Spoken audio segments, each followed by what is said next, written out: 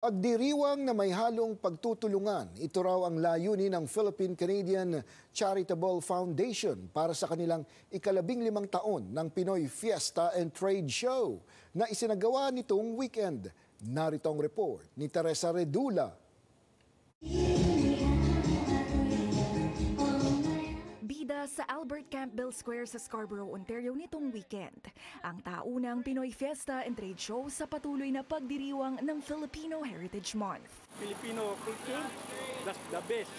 Ang espasyong ito sa may Brimley at Ellesmere Road, may tuturing ng maraming Pilipino na home away from home. Masayang-masaya ako at nakapunta ako sa araw na ito kasi natitikman ko ulit yung mga pagkain Pilipino, tapos yung mga kantang Pilipino nasasabayan ko rin. Tapos yung mga tao dito, yung mga Pilipino, bihira lang kasi ako, may mga Pilipino nakakasama doon sa trabaho ko. Kaya yung pagpunta dito para feels like home talaga.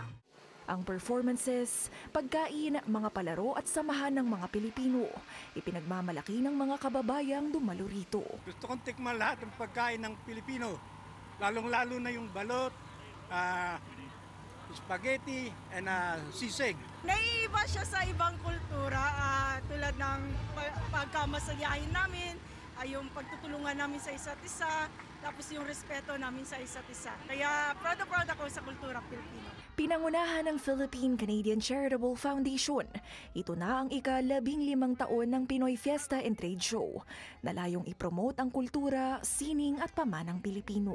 Inumpisahan namin kahapon ang unfurling ng malaking watawat ng Filipino na 30 feet by 40 feet. In-unfurl namin yung flag na yon. Nakasama namin mga community leaders and some government officials. Yun ang aming umpisa. And then we also promote Filipino culture, arts, and heritage because we have tons of performances that are Filipino culture.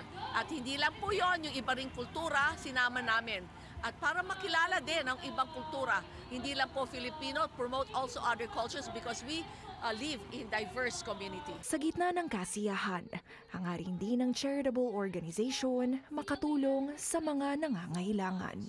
Kami po ay nag-organize ng marami pong mga events dito over the years. And andito na po yung Pinoy Fiesta and Trade Show, yung mga pageants ng Little Miss Philippines, Miss Teen Philippines, and Miss Philippines. At ang winner po nito ay pinapadala namin sa Pilipinas. At yung kinikita namin na net profit nito ay dinodonate namin sa Pilipinas. Suportahan nyo kami at natutulungan nyo ang ibang tao. My motto is to have fun while helping others. Teresa Redula, Omni News, Toronto.